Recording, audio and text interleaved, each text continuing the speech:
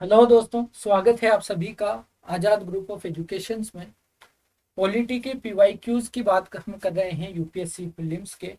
Last video हमारा होगा polity के क्वेश्चन डिस्कशन से लेकर, और यह वीडियो अन्य सभी वीडियो के मुकाबले में ज़्यादा महत्वपूर्ण इसलिए है क्योंकि इस वीडियो में हम चर्चा करेंगे पॉलिटी में एग्जाम में जाने से पहले कौन से वो टॉपिक्स होने चाहिए जिन पर आपको अपनी पकड़ बना लेनी है, ताकि इंडियन पॉलिटी आपके लिए पेपर में इजी साबित हो। ठीक है, तो इस वीडियो को लास्ट तक जरूर देखना है ताकि हमें हमारी तैयारी की एक रणनीति पता चले पॉलिटी को लेकर, और इसी तरह से हम सब्जेक्ट वाइज टॉपिक्स पर डिस्कशन भी करेंगे कि कौन से टॉपिक्स एग्जाम में जाने से पहले किसी भी सब्जेक्ट से रिलेटेड आपको अपनी पकड़ बना लेनी चाहिए। ओके, तो आज पहले क्वेश्चंस पर डिस्कशन करते हैं। 2013 और 14 के क्वेश्चंस पर आज हम बात करने वाले हैं। इससे पहले के 2022 तक के सभी क्वेश्चन डिस्कशन हमने कर लिया है। तो आइए आगे बढ़ते हैं। पहले बात करेंगे क्वेश्चन 1 पर।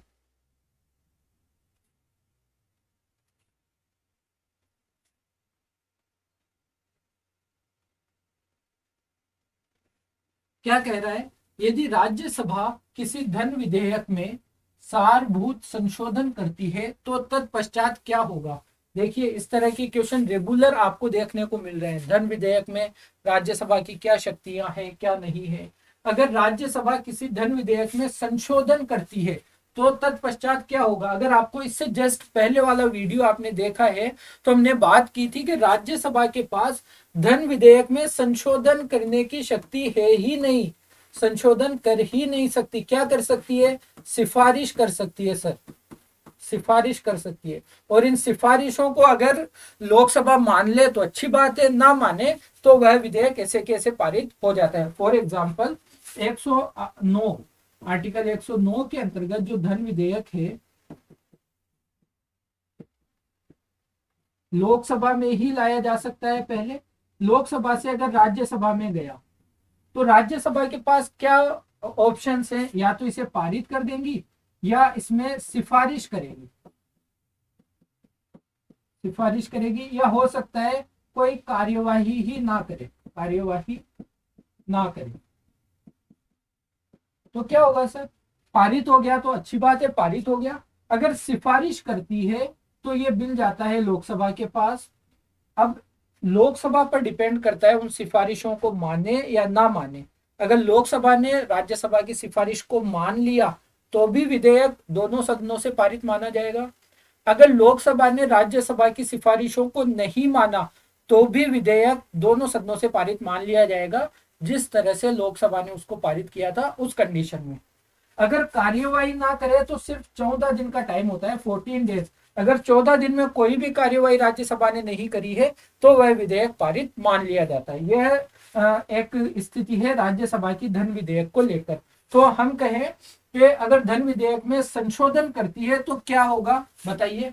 लोकसभा राज्यसभा की अनुशंसाओं को या संशोधनों को स्वीकार करे या अस्वीकार करे, इस विधेयक पर आगे कार्यवाही कर सकती है, बिल्कुल कर सकती है। अगर स्वीकार कर लेती है तो भी विधेयक पारित हो जाता है उन संशोधनों के साथ में। अगर संशोधन स्वीकार नहीं करती है तो उन संशोधनों के बिना भी विधेयक पारित हो जाता है। बिल्कुल सही है, ऑप्शन ए ही हमारा आंसर होगा। लोकसभा विधेयक पर आगे विचार नहीं कर सकती ऐसा तो है ही नहीं। लोकसभा विधेयक पर पुनर्विचार के लिए राज्यसभा को लौटा सकती है? नहीं। अगर लोकसभा ने मान लिया तो भी पारित, नहीं माना तो भी पारित, पुनर्विचार जैसी कोई भी बात नहीं है। राष्ट्रपति विधेयक को पारित करने के लिए संयुक्त बैठक आहूत कर सकता है। धन विधेयक में संयुक्त बैठक का कोई भी प्रावधान नहीं है, संयुक्त बैठक का प्रावधान है सिर्फ साधारण विधेयक को लेकर। ना तो संशोधन वाले विधेयक में होगा संयुक्त बैठक, ना धन विधेयक जैसी चीजों में संयुक्त बैठक होगी। ठीक है, तो यह था हमारा पहला क्वेश्चन, आंसर आपको मिल चुका है। आगे बढ़ते हैं।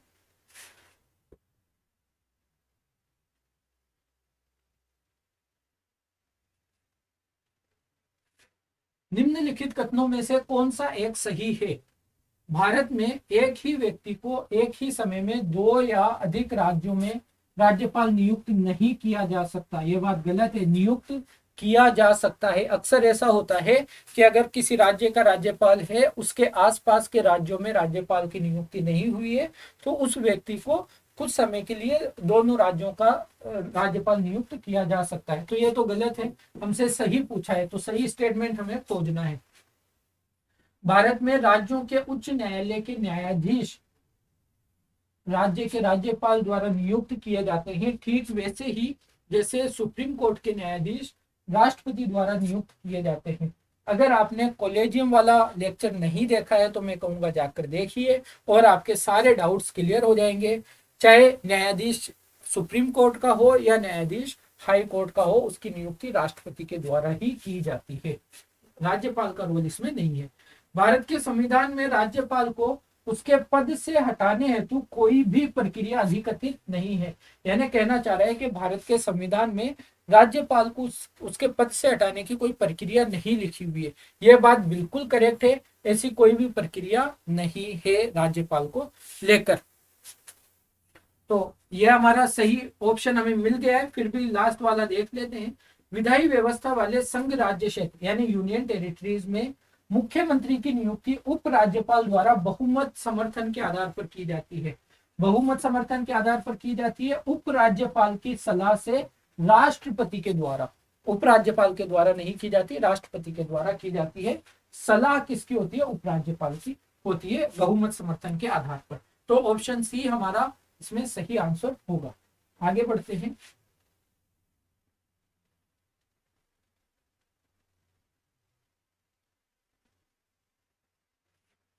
निम्नलिखित में से किस निकाय या किन निकायों का संविधान में उल्लेख नहीं है? अच्छा, यहाँ पर कुछ 3 ऑप्शंस दिए हुए हैं, 3 निकायों के नाम दिए हुए हैं, जिनमें हमें देखना है कि इनमें से कौन कौन से संविधान में नहीं है।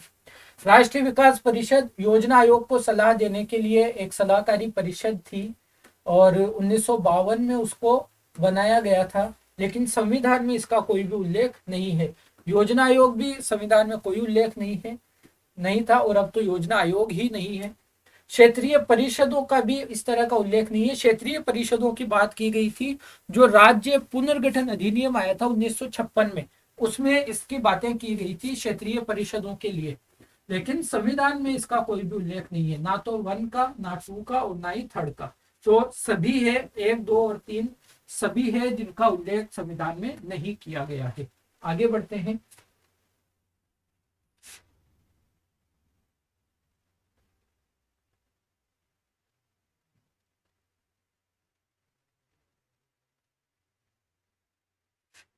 संसद अंतर्राष्ट्रीय संधियों को भारत के किसी भाग अथवा संपूर्ण भारत में लागू करने के लिए कोई भी कानून बना सकती है।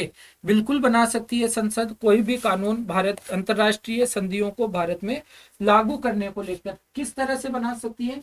सभी राज्यों की सहमति से, बहुसंख्यक राज्यों की सहमति से, संबंधित राज्यों की सहमति से, या बिना किसी राज्य की सहमति से। तो संसद को जब अंतर्राष्ट्रीय संधि लागू करने की बात आती है तो किसी भी राज्य की सहमति लेने की आवश्यकता नहीं है, और यह बात लिखी हुई है अनुच्छेद 253 के अंदर। जब अंतर्राष्ट्रीय संधियों को लागू करने की बात आए तो संसद कानून बना सकती है, और वह कानून पूरे भारत के भूभाग पर लागू होता है। ठीक है, अनुच्छेद 253 ऐसी बात करता है। तो किसी भी राज्य से सहमति लेने की आवश्यकता संसद को इस मामले में नहीं है। अगला क्वेश्चन है, सरकार ने अनुसूचित क्षेत्रों में पंचायत विस्तार अधिनियम पेसा एक्ट को 1996 में अधिनियमित किया। ठीक है, निम्नलिखित में से कौन सा एक उद्देश्य के रूप में अभिज्ञात नहीं है? तो जो पेसा अधिनियम सरकार ने शेड्यूल एरियाज में लाया, तो उसके उद्देश्य क्या थे वो दिए गए हैं, और इनमें से एक ऐसा है जो इसका उद्देश्य नहीं था, तो उसकी बात हमें करनी है। स्वशासन प्रदान करना, पंचायती राज का तो टारगेट ही है स्वशासन प्रदान करना, सही है। पारंपरिक अधिकारों को मान्यता देना, जो जनजातीय क्षेत्रों में जो जनजातियां रहती है उनके परंपरागत अधिकारों की सुरक्षा करना भी इसका क्या था? एक महत्वपूर्ण उद्देश्य था। तो ये भी बात ठीक है, हमें वह देखना है जो इसका उद्देश्य नहीं था। जनजातीय क्षेत्रों में स्वायत्त क्षेत्रों का निर्माण करना, स्वायत्त क्षेत्रों जैसी बात इसमें नहीं कही गई थी।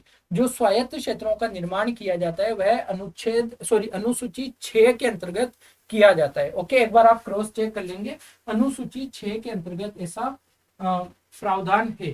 तो स्वायत्त क्षेत्रों को लेकर, स्वशासी निकायों को लेकर जनजातीय लोगों को शोषण से मुक्त कराना तो इसका काम था ही। तो हमारा जो आंसर है, जो इसका उद्देश्य नहीं है पेशा अधिनियम का, वह स्वायत्त क्षेत्रों का निर्माण करना इसका उद्देश्य नहीं था। तो ऑप्शन सी होगा हमारा आंसर। आगे बढ़ते हैं, अगला क्वेश्चन है, अनुसूचित जनजाति एवं अन्य पारंपरिक वनवासी, या इसे हम कहें वन अधिकारों की मान्यता अधिनियम 2006 के अधीन व्यक्तिगत या सामुदायिक वन अधिकारों अथवा दोनों की प्रकृति एवं विस्तार के निर्धारण की प्रक्रिया को प्रारंभ करने के लिए कौन प्राधिकारी होगा।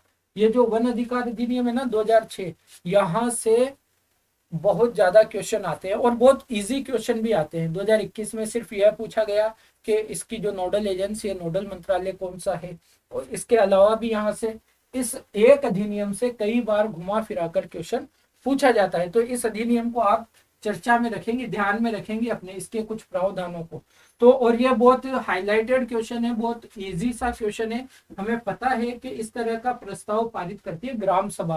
पहले ग्राम सभा अपने अधिकारों को, मतलब में जनजातीय क्षेत्रों के अधिकारों को सुनिश्चित करने के लिए ग्राम सभा को अधिकार दिया गया है। जो प्राधिकारी पूछ रहा है वह है ग्राम सभा।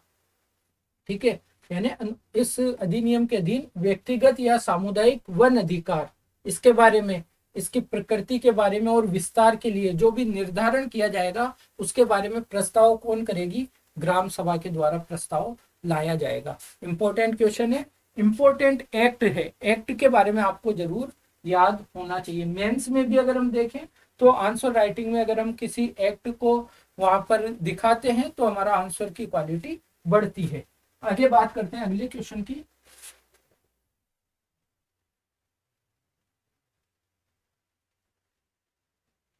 क्वेश्चन है, भारत के संविधान के उद्देश्यों में से एक के रूप में आर्थिक न्याय का किसमें उपबंध किया गया है। तो आर्थिक न्याय का उपबंध कहाँ किया गया है यह आपको देखना है। क्या है, भारत के संविधान के उद्देश्यों में से एक के रूप में आर्थिक न्याय का किसमें उपबंध किया गया है। तो बताइए, मूल अधिकारों में आर्थिक अधिकार जैसी कोई बात नहीं कही गई है। उद्देशिका में तो है सामाजिक, आर्थिक और राजनीतिक न्याय की बात कही गई है। तो उद्देशिका तो यहाँ भी है, यहाँ लेकिन मूल अधिकार में ऐसी बात नहीं है, इसको हटा देंगे। मूल अधिकार यहाँ पर भी है, इसको भी हटा देंगे। उपयुक्त में से कोई नहीं, एक बार दूसरे को देख लेते हैं। उद्देशिका में बात कही गई है और राज्य के नीति निर्देशक तत्वों में भी इस तरह की बात कही गई है। अगर मैं आपको अनुच्छेद बताऊं तो अनुच्छेद 37 में, अनुच्छेद 39 में आप देखेंगे आर्टिकल 39 में आर्थिक न्याय जैसी बातें आपको देखने को मिलेगी डायरेक्ट इनडायरेक्ट वे में। तो हमारा ऑप्शन बी आंसर इस बार हो जाता है।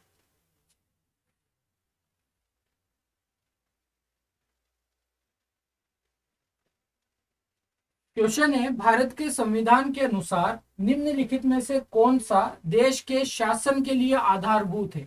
देश के शासन के लिए आधारभूत, नागरिकों के लिए आधारभूत नहीं है। अगर नागरिकों के लिए आधारभूत की बात करता तो क्या थे, मूल अधिकार।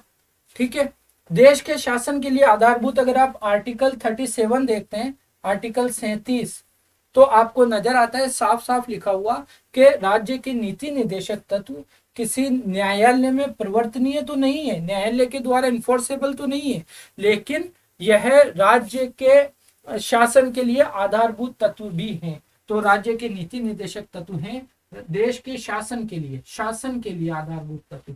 यहाँ पर कंफ्यूज हमें नहीं होना है। अक्सर हमें लगता है कि शायद मूल अधिकार हैं क्योंकि इनको न्यायालय के द्वारा बहुत ज्यादा मान्यता भी दी गई है हमारे संविधान के द्वारा और न्यायालय इसकी रक्षा भी करता है, लेकिन शासन के लिए आधारभूत है राज्य के नीति निर्देशक तत्व। ओके, अगला क्वेश्चन,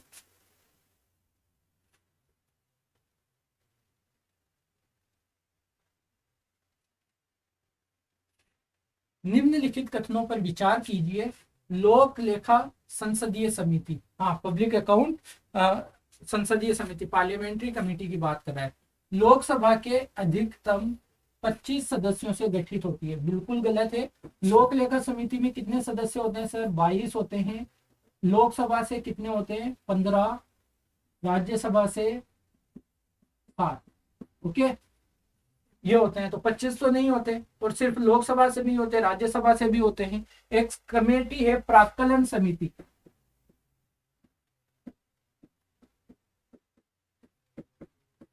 इसमें जो सदस्य होते हैं वो होते हैं 30, और सभी सदस्य लोकसभा से होते हैं। ये इंपॉर्टेंट है, प्राक्कलन समिति। ओके, तो लोक लेखा समिति में 25 सदस्य नहीं होते, 22 होते हैं, और राज्यसभा लोकसभा दोनों से होते हैं। सरकार के विनियोग तथा वित्त लेखाओं की जांच करती है लोक लेखा समिति, बिल्कुल करती है। इसके नाम से ही हम आइडिया लगा सकते हैं। भारत के नियंत्रक महालेखा परीक्षक की रिपोर्ट की जांच करती है, यह भी बिल्कुल सही है। पहला सही नहीं है, नीचे के दोनों स्टेटमेंट करेक्ट हैं, तो 2 और 3 हमारा आंसर होगा, क्योंकि हमसे सही पूछा है। तो 2 और 3 हमारा सही आंसर इसमें हो जाएगा। ओके, आगे बढ़ते हैं। अगला क्वेश्चन,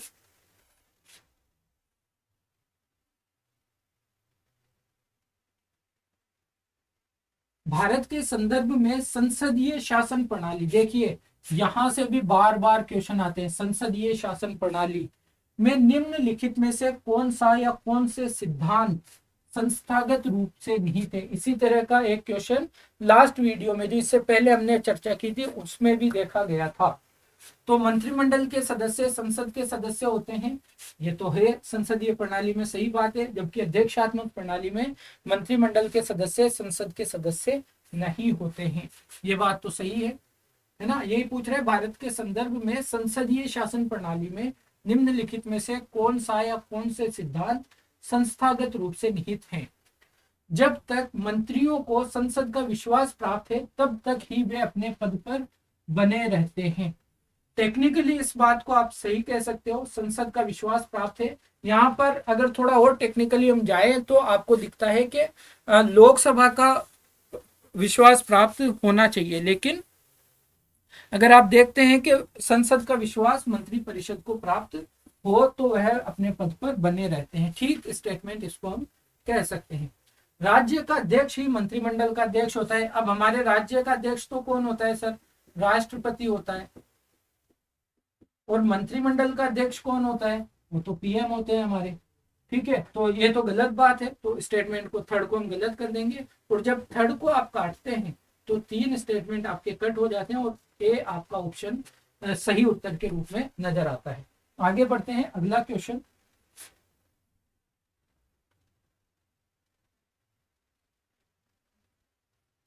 निम्नलिखित कथनों पर विचार कीजिए। केंद्र में मंत्री परिषद संसद के प्रति सामूहिक रूप से उत्तरदायी होती है। जब बात है सामूहिक रूप से उत्तरदायी होने की, तो आप संसद के प्रति नहीं कहेंगे, लोकसभा के प्रति उत्तरदायी होती है। लोकसभा के प्रति, इसको इस तरह से कनेक्ट कीजिए। हमने पहले बात भी की है, जो अविश्वास प्रस्ताव लाया जाता है सरकार के प्रति या मंत्री परिषद के, मंत्री परिषद के प्रति, तो कहां पर लाया जाता है? सिर्फ और सिर्फ लोकसभा में। तो जब लोकसभा में ही क्यों लाया जाता है? क्योंकि मंत्री परिषद का जो सामूहिक उत्तरदायित्व होता है वह लोकसभा के प्रति होता है। तो जिसके प्रति उत्तरदायी है वहीं पर अविश्वास प्रस्ताव लाया जाएगा, राज्यसभा में नहीं लाया जाता। तो यहाँ पर हम इसको टेक्निकली होते हुए, हालांकि एक अगर हम बहुत ज्यादा कॉन्सेप्चुअल ना हो तो सीधी सी बात कह दी जाती है कि संसद के प्रति मंत्री परिषद उत्तरदायी होती है सामूहिक रूप से, लेकिन संसद के प्रति नहीं सर, लोकसभा के प्रति, जो निम्न सदन हमारा होता है, जो महत्वपूर्ण सदन है, उसके प्रति हमारी मंत्री परिषद उत्तरदायी होगी। तो इसलिए हम इसे क्या कर देंगे? गलत। और जब एक को गलत करते हैं तो देखिए हमारा उत्तर आ जाता है सी। हमारा उत्तर आ गया ऑप्शन सी। तो फिर भी पढ़ लेते हैं। संघीय मंत्री यानी केंद्र के मंत्री भारत के राष्ट्रपति के प्रसाद पर्यंत पद धारण करते हैं। 2 तरह के उत्तरदायित्व तो आपको देखने को मिलते हैं। एक तो व्यक्तिगत उत्तरदायित्व मतलब राष्ट्रपति के प्रसाद पर्यंत पद धारण करते हैं, सही बात है। एक सामूहिक उत्तरदायित्व होता है लोकसभा के प्रति। ठीक है, तो सेकंड स्टेटमेंट करेक्ट है। विधि निर्माण हेतु कानून बनाने के लिए प्रस्ताव के बारे में प्रधानमंत्री राष्ट्रपति को सूचित करेगा। वैसे तो हमारा उत्तर आ चुका है 2 और 3। और यह पीएम का कर्तव्य होता है कि जब कोई कानून बनाया जाता है या राष्ट्रपति चाहे अगर कोई इंफॉर्मेशन लेना तो पीएम वह इंफॉर्मेशन राष्ट्रपति को सूचित करता है। तो यह भी हमारा बिल्कुल सही स्टेटमेंट है। आगे बढ़ते हैं अगला क्वेश्चन।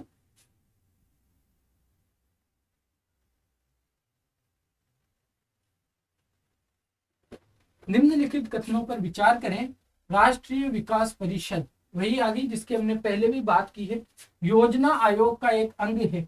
योजना आयोग का अंग नहीं था, योजना आयोग के लिए सलाहकारी परिषद के तौर पर काम करती थी, तो अंग तो नहीं था। और देखिए ये 2013 के क्वेश्चन से, इसलिए योजना आयोग की बात यहाँ पर हो रही है, क्योंकि 2015 से तो हमने उसे समाप्त कर दिया है और नीति आयोग ने उसका स्थान ले लिया है। तो पहला गलत तो 3 गलत। ठीक है, तो हमारा ऑप्शन यहाँ पर भी हमारा आंसर निकल के आ गया बी, यानी 2 और 3 जो राष्ट्रीय विकास परिषद को लेकर है। फिर भी देख लेते हैं। आर्थिक और सामाजिक योजना को भारत के संविधान की समवर्ती सूची में रखा गया है। अब इसको हम थोड़ा सा कॉमन सेंस से भी सॉल्व कर सकते हैं। आर्थिक विकास और सामाजिक विकास को कौन सी सूची में रखा गया होगा, संघ की सूची में, राज्य की सूची में या समवर्ती सूची में? समवर्ती सूची में वे विषय रखे जाते हैं जिन पर केंद्र भी कानून बना सकता है और राज्य भी कानून बना सकता है। तो जब आर्थिक विकास की बात आएगी या सामाजिक विकास की बात आएगी तो राज्य भी अपनी तरफ से एफर्ट्स करता है, केंद्र भी एफर्ट्स करती है। तो यहाँ पर बिल्कुल इसे समवर्ती सूची में रखा गया है ताकि केंद्र के स्तर पर और राज्य के स्तर पर विकास योजनाओं को लागू किया जा सके।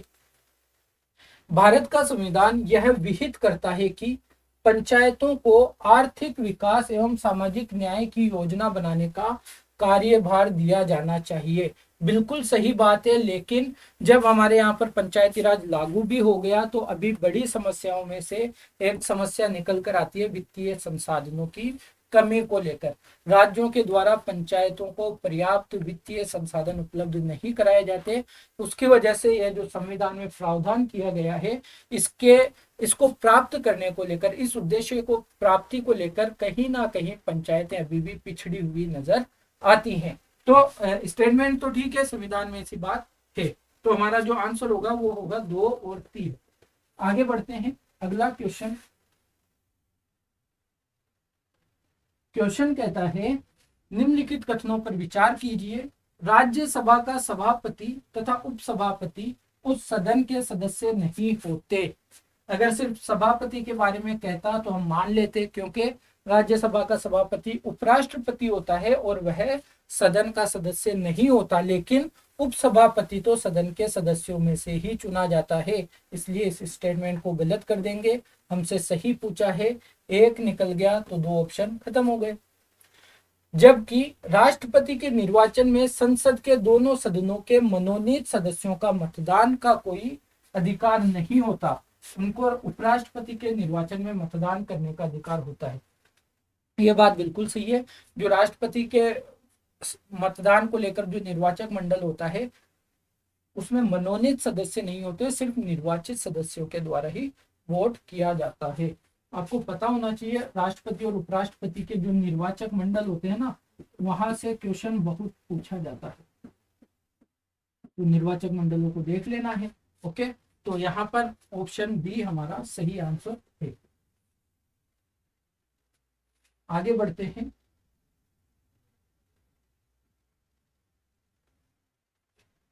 राष्ट्रीय विधिक सेवा प्राधिकरण नालसा की बात कर रहा है के संदर्भ में निम्नलिखित कथनों पर विचार कीजिए। इसका उद्देश्य समान अवसरों के आधार पर समाज के कमजोर वर्गों को निशुल्क एवं सक्षम विधिक सेवाएं उपलब्ध कराना है। बिल्कुल 100% सही बात है। जो नालसा की स्थापना की गई थी वह इसी उद्देश्य से हुआ कि इसका उद्देश्य क्या है, समान अवसरों के आधार पर, यानी हमें क्योंकि समान अवसर की स्वतंत्रता होनी चाहिए के आधार पर जो कमजोर वर्ग हैं, जो उच्च क्वालिटी की विधिक सेवा प्राप्त नहीं कर पाते, उनके लिए निशुल्क और सक्षम विधिक सेवाएं उपलब्ध कराना इसका उद्देश्य है। बिल्कुल करेक्ट बात है। यह देश भर में विधिक कार्यक्रमों और योजनाओं को लागू करने के लिए राज्य विधिक सेवा प्राधिकरणों को निर्देश जारी करता है। बिल्कुल करेक्ट बात है। यह एक हायरार्की बनी हुई है नेशनल स्तर पर, फिर राज्य स्तर पर, और फिर डिस्ट्रिक्ट लेवल पर भी निशुल्क प्राधिकरण के लिए, निशुल्क विधिक सेवाओं के लिए इस तरह का स्ट्रक्चर बना हुआ है और इनको निर्देश भी देने का काम नालसा के द्वारा किया जाता है। बिल्कुल सही है, दोनों ऑप्शन हमारे करेक्ट हैं, तो सी हमारा उत्तर हो जाएगा। एक और क्वेश्चन है,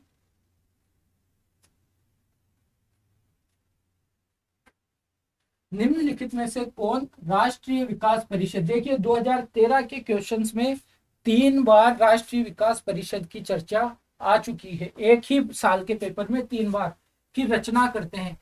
राष्ट्रीय विकास परिषद की रचना कौन करते हैं? इसके अध्यक्ष होते हैं पीएम, अध्यक्ष होते हैं पीएम। इसके अलावा इसमें जो केंद्रीय मंत्रिमंडल होता है उसके सदस्य होते हैं, मंत्रिमंडल के सदस्य यानी मंत्री जो भी होते हैं वे सभी राज्यों के सीएम होते हैं। यूनियन टेरिटरीज जो है उसके प्रतिनिधि होते हैं, जहां पर सीएम है वहां पर सीएम, और जहां पर सीएम नहीं होता, प्रशासक वगैरह होता है, उसके प्रतिनिधि होते हैं। इसके अलावा जो योजना आयोग था, क्योंकि योजना आयोग के लिए सलाहकारी समिति थी, परिषद थी, योजना आयोग के सदस्य इस तरह के लोगों से मिलकर यह परिषद बनती थी। तो अब ये पूछ रहा है कि इसकी रचना कौन कौन करते हैं? पीएम होते हैं बिल्कुल, अध्यक्ष वित्त आयोग के अध्यक्ष का यहाँ पर काम नहीं था, संघीय मंत्रिमंडल के मंत्रीगण जो भी मंत्री हैं केंद्र की मंत्रिमंडल के, राज्यों के मुख्यमंत्री, फिर यहाँ से क्वेश्चन अलग हो जाता है कि नीचे दिए गए कूट का प्रयोग करके सही उत्तर को चुनिए। तो 1, 2 और 4 हमारा आंसर होगा।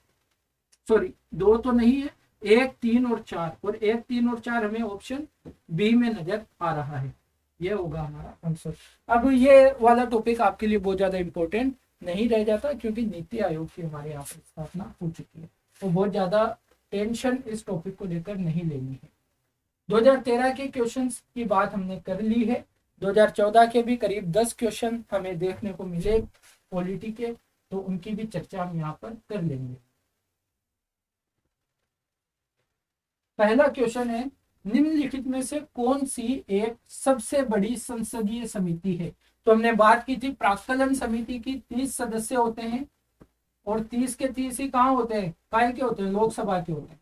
तो सबसे बड़ी संसदीय समिति प्राक्कलन समिति। बड़ा इजी सा, बड़ा फैक्चुअल सा क्वेश्चन ये था, इसे कह सकते हैं।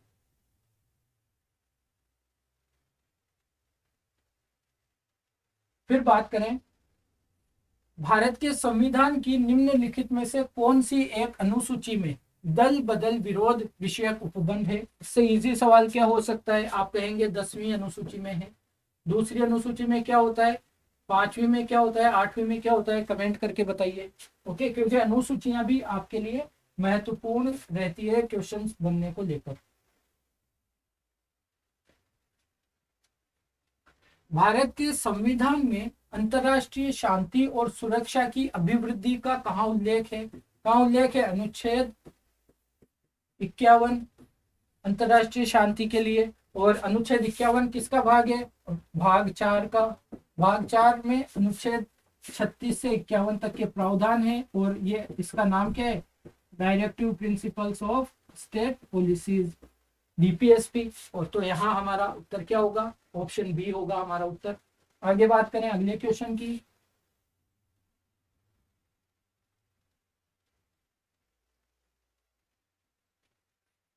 निम्नलिखित कथनों पर विचार कीजिए।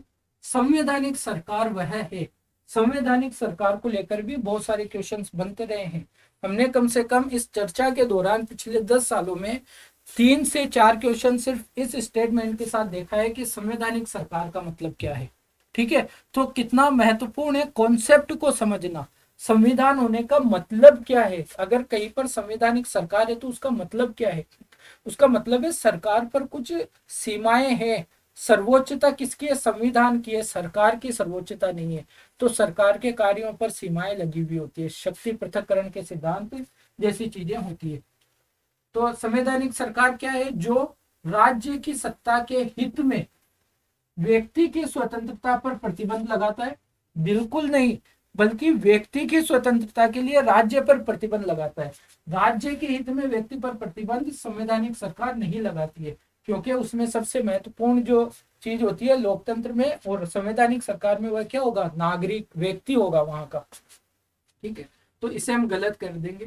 जो व्यक्ति की स्वतंत्रता के हित में राज्य की सत्ता पर प्रभावकारी प्रतिबंध लगाती है, बिल्कुल सही बात है। अगर संसद ऐसा कोई कानून बनाना चाहे जो हम लोगों के मूल अधिकारों के खिलाफ हो, तो सुप्रीम कोर्ट जो संविधान का रक्षक है क्या कहेगा? आपका कानून गलत है, इसे वापस लेना पड़ेगा, खारिज कर दिया जाता है पूरी तरह से।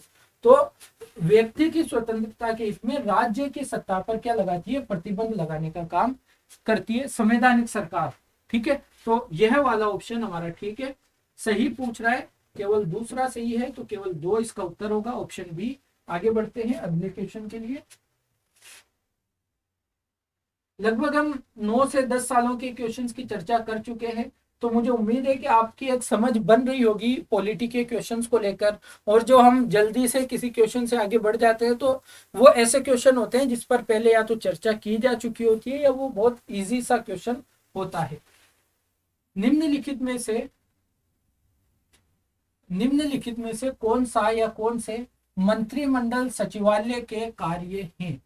मंत्रिमंडल सचिवालय जो होता है उसके कार्य। मंत्रिमंडल बैठकों के लिए कार्य सूची तैयार करना, कॉमन सेंस वाली बात है, सही है। मंत्रिमंडल समितियों के लिए सचिवालय सहायता, बिल्कुल, इसका नाम ही सचिवालय है तो सचिवालय सहायता। मंत्रालय को वित्तीय संसाधनों का आवंटन, ये काम इसका थोड़ी है भाई, है ना, ये काम इसका नहीं है। तो फर्स्ट और सेकंड ये तो संसद करती है, संसाधनों का आवंटन तो लेकर जो भी है संसद से अप्रूवल पहले होते हैं। तो फर्स्ट एंड सेकंड हमारा आंसर होगा, सी होगा हमारा आंसर। आगे बढ़ते हैं।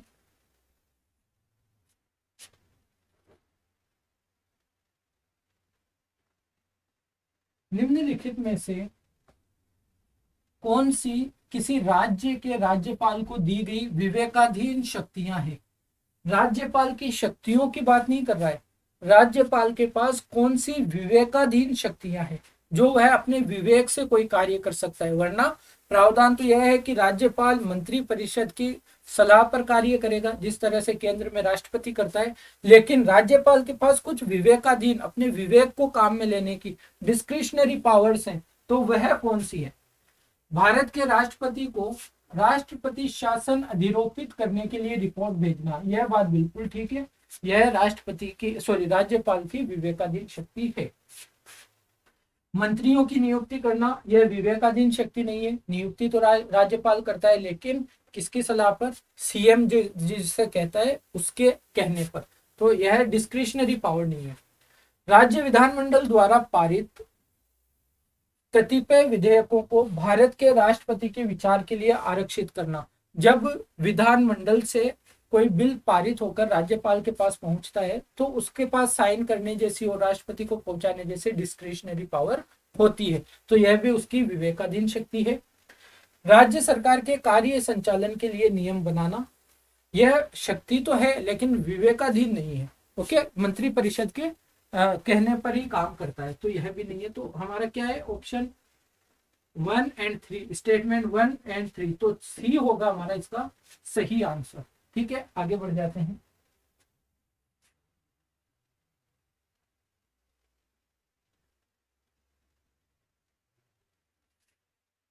निम्नलिखित कथनों पर विचार कीजिए। राष्ट्रपति भारत सरकार का कार्य अधिक सुविधा पूर्वक किए जाने के लिए और मंत्रियों में उक्त कार्य के आवंटन के लिए नियम बनाएगा। अब आप पिछला क्वेश्चन देखिए, वह भी इस तरह का जो स्टेटमेंट था जो हमने गलत किया, लेकिन वहां पर विवेकाधीन शक्ति पूछी थी राज्यपाल की। यह भी राष्ट्रपति की शक्ति तो है, लेकिन मतलब में यहाँ पर विवेकाधीन जैसी बातें नहीं कही गई है। राष्ट्रपति नियम तो बनाता ही है और वो मंत्रिपरिषद की सलाह के अलावा और किसी तरह से काम करता नहीं है, तो यह बिल्कुल ठीक स्टेटमेंट है। लेकिन पिछले क्वेश्चन में हमने गलत इसलिए किया क्योंकि वहां पर विवेकाधीन शक्ति पूछी थी। वह राज्यपाल की शक्ति तो थी नियम बनाना, लेकिन विवेकाधीन शक्ति नहीं थी। मंत्री परिषद के बिना काम नहीं किया जा सकता था, इसलिए तो फर्क आपको पता होना चाहिए चीजों को लेकर। भारत सरकार की समस्त कार्यपालक कार्यवाहियां प्रधानमंत्री के नाम से की हुई कही जाएगी। ये गलत है। भारत सरकार की समस्त कार्यपालक कार्यवाहियां जो है वह राष्ट्रपति के नाम से की हुई कही जाती है, राष्ट्रपति के नाम से। तो हमारा जो सही उत्तर हमसे पूछा है और सही केवल एक है, तो ऑप्शन ए होगा हमारा सही उत्तर। अगला क्वेश्चन है हमारा, भारत में अविश्वास प्रस्ताव के विषय में निम्नलिखित कथनों पर विचार कीजिए। अविश्वास प्रस्ताव की बात है। भारत के संविधान में किसी अविश्वास प्रस्ताव का कोई उल्लेख नहीं है। सही बात है, संविधान में इसका कोई भी उल्लेख नहीं है। अविश्वास प्रस्ताव केवल लोकसभा में ही पूरा स्थापित किया जा सकता है। यह बात हमने कई बार चर्चा की है इस पर, और ये स्टेटमेंट हमें देखने को मिला। दोनों स्टेटमेंट हमारे करेक्ट हैं, सही हमसे पूछा है, तो सी होगा हमारा सही आंसर। अगला क्वेश्चन,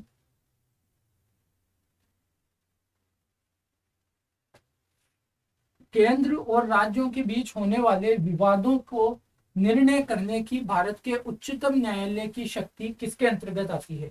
देखिए, ये कहना चाह रहा है परामर्शी अधिकारिता, अपीली अधिकारिता, मूल अधिकारिता या रिट अधिकारिता। जो दो राज्यों के बीच में या केंद्र और राज्यों के बीच में कोई विवाद हो जाता है, उसको लेकर सोल्व करने की शक्ति किसके? उच्चतम न्यायालय की। और यह ऐसे केस हैं जो सिर्फ उच्चतम न्यायालय के पास ही सोल्व किए जा सकते हैं, हाईकोर्ट के पास भी नहीं। और जो ऐसे केस जो सिर्फ किसी न्यायालय के पास आते हैं, वह कहलाता है उसकी मूल अधिकारिता। तो विवादों का निवारण करना केंद्र और राज्यों के बीच में या राज्यों के राज्य के बीच में, यह किसकी मूल अधिकारिता है? यह मूल अधिकारिता है हमारे सुप्रीम कोर्ट की। ठीक है, तो इसका ऑप्शन होगा सी। परामर्श अधिकारिता का मतलब वो हो गया कि केंद्र सरकार को या राष्ट्रपति को किसी विधिक मुद्दे पर सलाह चाहिए सुप्रीम कोर्ट से, तो वह परामर्श अधिकारिता हो गई। आर्टिकल 143 याद कीजिए। अपीली अधिकारिता का मतलब हो गया कोई केस नीचे से आया, हाईकोर्ट में आया, हाईकोर्ट ने कोई डिसीजन दिया और हाईकोर्ट ने डिसीजन देने के बाद उस केस की अपील की गई सुप्रीम कोर्ट में, तो वह अपीलीय अधिकारिता हो गई। मूल अधिकारिता का मतलब हो गया कोई केस सिर्फ सुप्रीम कोर्ट में ही आ सकता है, उससे नीचे की अदालतों में नहीं। तो जो राज्यों के बीच में विवाद होते हैं या केंद्र और राज्यों के बीच में विवाद होते हैं, वह सिर्फ और सिर्फ सुप्रीम कोर्ट में आ सकते हैं, इसलिए हमने कहा कि यह इसकी मूल अधिकारिता है। रीट अधिकारिता जो अनुच्छेद जो मूल अधिकारों के अंतर्गत आर्टिकल 32 है, उसमें जो 5 प्रकार की रिट की बात कही गई है हमारे मूल अधिकारों के संरक्षण के लिए, वह आता है रिट अधिकारिता के अंतर्गत। ओके, आगे बढ़ते हैं इस क्वेश्चन के बाद में। यह हमारा लास्ट क्वेश्चन होगा 2014 का, और इसके बाद में हम बहुत जरूरी चर्चा करेंगे। भारत के उच्चतम न्यायालय में न्यायाधीशों की संख्या में वृद्धि करने की शक्ति किसमें निहित है? तो बहुत इजी सा क्वेश्चन है। संसद के द्वारा बताइए, वर्तमान में उच्चतम न्यायालय में कितने न्यायाधीश हैं? जो मूल रूप से जब हमारा संविधान लागू हुआ तो 8 न्यायाधीश होते थे, एक चीफ जस्टिस ऑफ इंडिया और बाकी के अन्य न्यायाधीश। समय समय पर इसमें संशोधन किया गया, और अब वर्तमान में अगर हम देखें तो हमें देखने को मिलता है 1+33, यानी वर्तमान में 34 न्यायाधीश हैं हमारे सुप्रीम कोर्ट में, एक चीफ जस्टिस हैं और बाकी के अन्य न्यायाधीश हैं। तो ये था हमारा पिछले 10 सालों का एक ग्रेजुअली डिस्कशन, एक वीडियो बाय वीडियो डिस्कशन जिसे हम कह सकते हैं। 10 सालों के पॉलिटी के क्वेश्चन हमने सोल्व किए हैं। और अगर हम एक एवरेज बनाएं, हालांकि उससे ज्यादा होते हैं, अगर हम एक एवरेज बनाएं कि हर साल 10 क्वेश्चन को लेकर चलें, तो कम से कम हमने 100 क्वेश्चन डिस्कस कर लिए हैं। ठीक है, तो 100 क्वेश्चन डिस्कस हमने अभी से कर लिए हैं, और अब हमें पता चलेगा कि हम कौन से टॉपिक को ज्यादा पढ़ें पॉलिटी में, इजी तरह से पॉलिटी के क्वेश्चंस को सोल्व करने को लेकर। तो आइए अब हम चर्चा करेंगे कुछ महत्वपूर्ण टॉपिक्स की।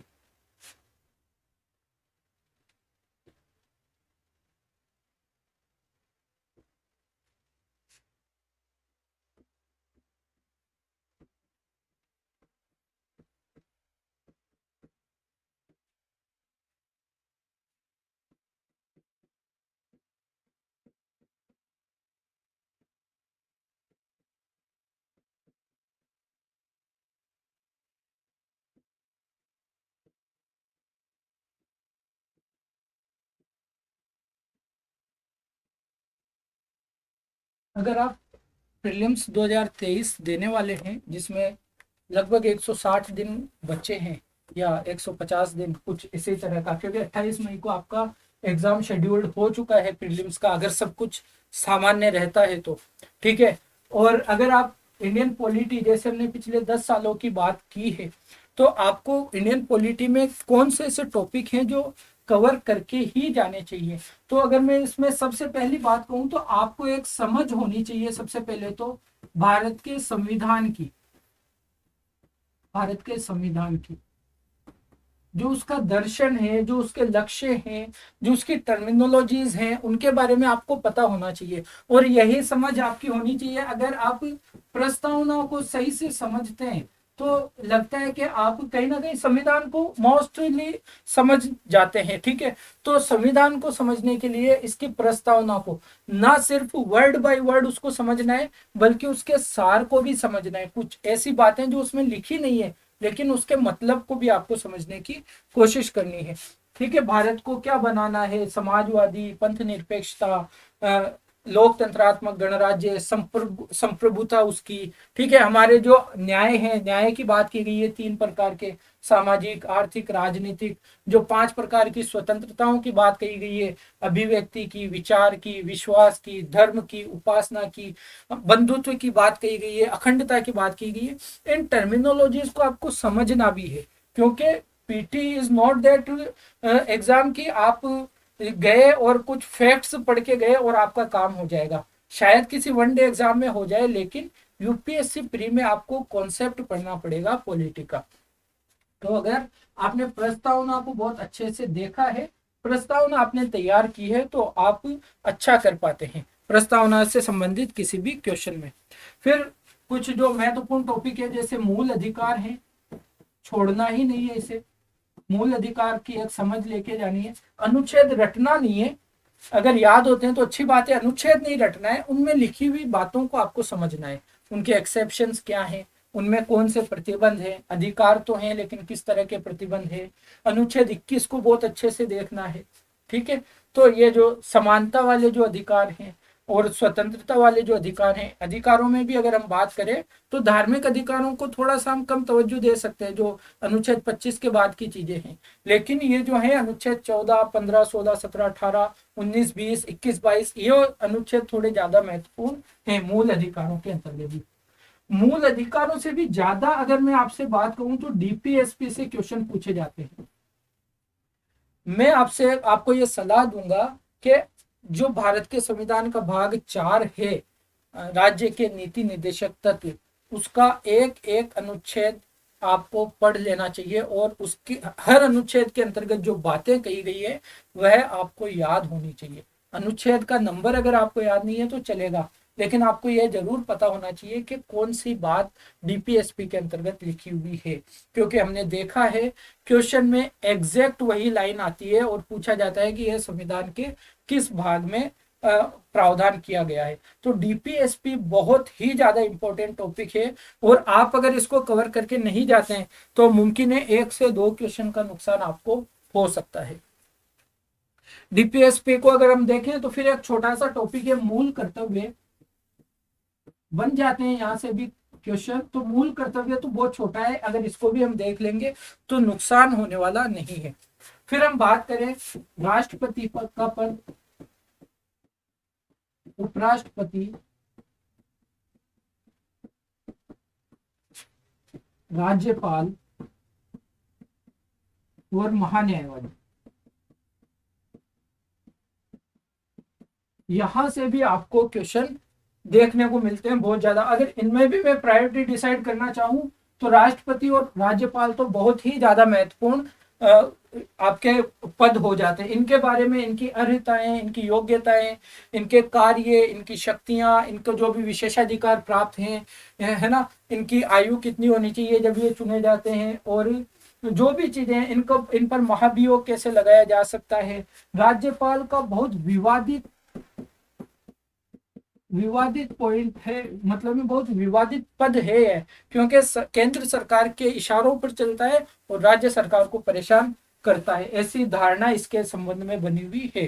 तो ऐसा अक्सर होता है कि हर साल किसी ना किसी राज्य का राज्यपाल चर्चा में रहता है और वहां से क्वेश्चन बनने की संभावना होती है। इसके अलावा उपराष्ट्रपति और महान्यायवादी को भी आप थोड़ा सा देखेंगे, एक बार इनको समझ लेंगे, पढ़ लेंगे तो चीजें आपकी क्लियर हो जाती हैं। उसके बाद में मैं कहूँ सबसे ज्यादा जो क्वेश्चन आते हैं वह संसद से आते हैं। अब संसद मैंने लिख तो दिया, यह 3 शब्दों का, 3 कैरेक्टर्स का एक शब्द तो बन गया, 3 अक्षरों का, लेकिन यह इसकी जो इसके अंदर जो कंटेंट है वह बहुत ज्यादा है। कैसे? संसद में आप देखिए लोकसभा को, राज्यसभा को आप देखिए, फिर संसद के जो अधिकारी हो गए,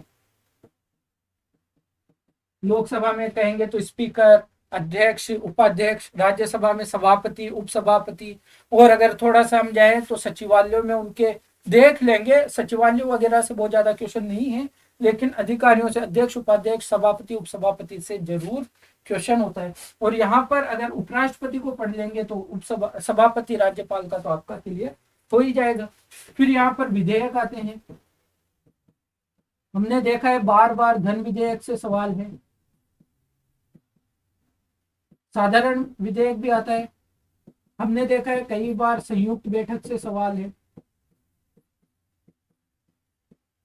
वित्त विधेयक भी आता है। हालांकि वित्त विधेयक से बहुत ज्यादा क्वेश्चन नहीं है, लेकिन विधेयक तो हमें देख ही लेने। फिर प्रस्तावों से हमें चर्चा कर लेनी है। प्रस्ताव जैसे अविश्वास प्रस्ताव कितनी बार पूछा गया है पिछले 10 सालों के क्वेश्चन में, अविश्वास प्रस्ताव है, स्थगन प्रस्ताव जैसी चीजें हैं, कटौती प्रस्ताव हैं, बहुत सारे प्रस्ताव हैं, उनको देख लेना है संसद के अंतर्गत। मंत्रिपरिषद के बारे में देख लेना है, प्रधानमंत्री को देखना है, ये सारी चीजें। यहाँ पर जो मंत्रिपरिषद की अगर हम बात करें, है ना, मंत्रिपरिषद, प्रधानमंत्री, सबको देखना है, उनके विशेषाधिकार, उनके कार्य। संसद की बात करें तो आप 2 चीजें जरूर देखेंगे, एक तो संसदीय प्रणाली और एक अध्यक्षात्मक प्रणाली।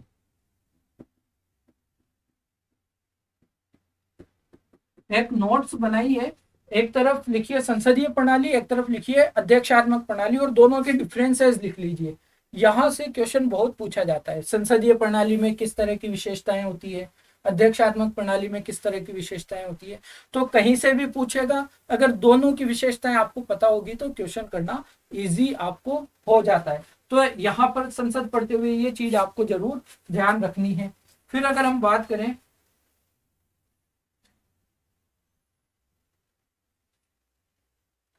एक ऐड कर लेते हैं स्लाइड अगर हो जाती है।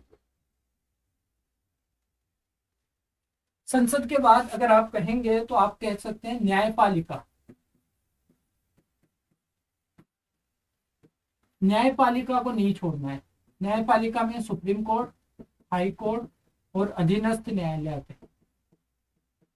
अगर हम बात करें पिछले 10 सालों के क्वेश्चन की जो हमने डिस्कस किया है, उसमें अधीनस्थ न्यायालय से सिर्फ शायद एक क्वेश्चन हमें देखने को मिला है, जो ग्राम न्यायालय वगैरह से लेकर था, ग्राम न्यायालय अधिनियम से, ठीक है। और 2 क्वेश्चन हमें नालसा से देखने को मिले हैं, जो फ्री विधिक सेवा की बात करता है। इसके अलावा बहुत ज्यादा क्वेश्चन यहाँ से हमें नहीं देखने को मिले, लेकिन सुप्रीम कोर्ट और हाई कोर्ट से बहुत ज्यादा क्वेश्चन हमें देखने को मिलते हैं। इसमें भी प्रायोरिटी देंगे तो सुप्रीम कोर्ट तो आपको रटे होना चाहिए टिप्स पर। सुप्रीम कोर्ट की शक्तियां, सुप्रीम कोर्ट के बारे में जो भी चीजें हैं, उसके न्यायाधीशों की नियुक्ति को लेकर, न्यायाधीशों को हटाने को लेकर, अभी कोलेजियम सिस्टम है, कोलेजियम सिस्टम वाला जो लेक्चर है उसमें मैंने कोशिश की है इस तरह के सभी मुद्दों को समायोजित करने की, लेकिन क्योंकि वह कोलेजियम पर बेस्ड है तो वहां पर ज्यादा सेंटर टॉपिक उसका कोलेजियम ही हमने रखा है। लेकिन सुप्रीम कोर्ट आपको पूरा पता होना चाहिए, ठीक है। तो न्यायपालिका हमने देख ली।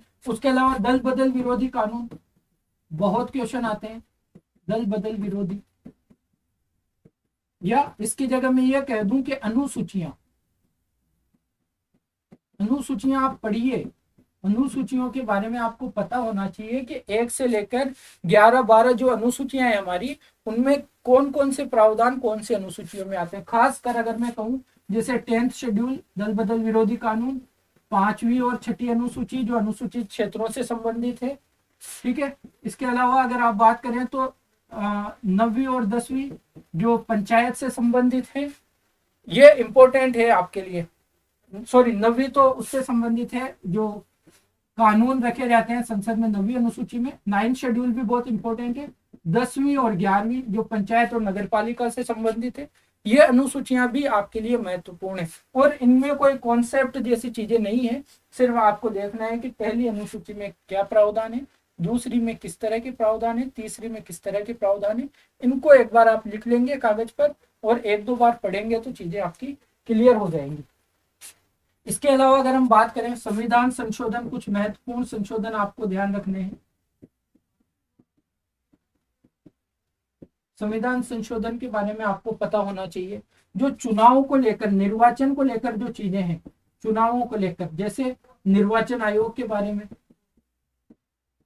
निर्वाचन आयोग का लेक्चर भी आपके वीडियोस में देखेंगे तो मिल जाएगा, मैंने ही वह सेशन लिया है। निर्वाचन आयोग है। निर्वाचन आयोग के बाद आप देखिए, अगर पीपल ऑफ रिप्रेजेंटेटिव एक्ट है 1951 का, या representation of people act RP act 1951 का जिसे हम कहते हैं, वह भी महत्वपूर्ण है। इन चीजों को हमें जाने से पहले, एग्जाम में जाने से पहले जरूर तैयार कर लेना है। फिर यहाँ पर हमने छोड़ दिया पंचायत वाला सेक्शन, पंचायत और नगर पालिका। मैं कहता हूँ नगर पालिका को थोड़ा सेकेंडरी रखिए, पंचायत के बारे में आपको सब कुछ पता होना ही चाहिए। पंचायत आप जरूर पढ़ के जाइए। नगर पालिका में रिस्क ले सकते हैं लेकिन लेना नहीं है, क्योंकि अभी बहुत सारा टाइम आपके पास है। तो ये जो टॉपिक्स पर हमने बात की है, वापस से अगर देखें तो प्रस्तावना और संविधान की एक समझ हमें सबसे पहले डेवलप करनी है। सबसे पहले हमने कितनी बार देखा है संवैधानिक सरकार का मतलब क्या है, उससे सवाल आए हैं। तो संविधान का मतलब क्या है, वहां से वो हमें समझना है पहली बात।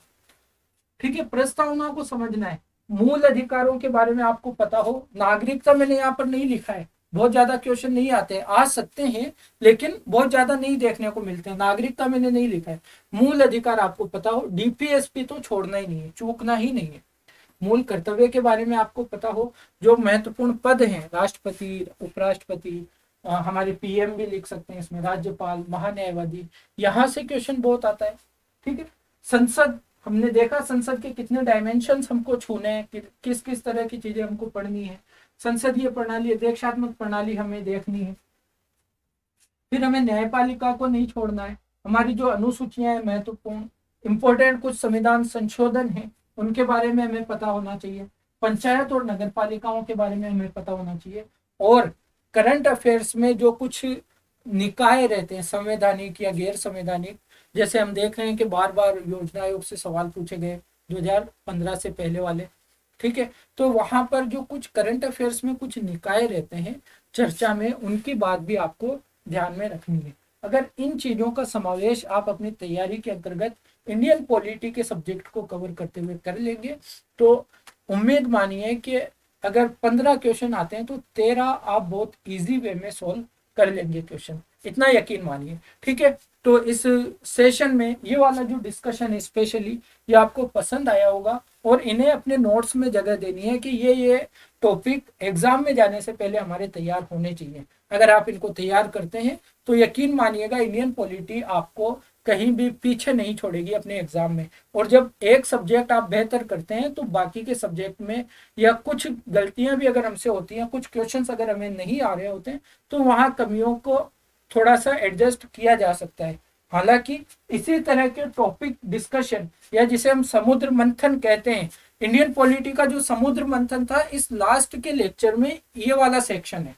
ठीक है, तो अब हमारा इरादा यह है कि जिस तरह से इंडियन पॉलिटी का ये डिस्कशन, समुद्र मंथन हमने सबसे लास्ट में किया है, पहले ऐसा करते हैं कि सभी सब्जेक्ट का, इंडियन इकोनॉमी हो गया, एनवायरनमेंट हो गया, और भी जो भी हिस्ट्री है, जियोग्राफी है, करंट अफेयर्स में जो संस्थाएं हैं, इनका एक समुद्र मंथन सबसे पहले कर दिया जाए। यानी जिस तरह से मैंने आपको पॉलिटी के इस तरह के टॉपिक्स बताए हैं प्रीवियस ईयर क्वेश्चंस के ट्रेंड एनालिसिस के बाद, हम पहले क्या करेंगे, मैं ट्रेंड एनालिसिस करके वो महत्वपूर्ण टॉपिक का डिस्कशन आपको यहाँ पर कर दूंगा। उसके बाद में हम पीवाईक्यूज पर चर्चा कर सकते हैं। उम्मीद है यह वाला सेशन आपको पसंद आया होगा। अपने कमेंट्स जरूर लिखिएगा और अपने सजेशंस भी दीजिएगा।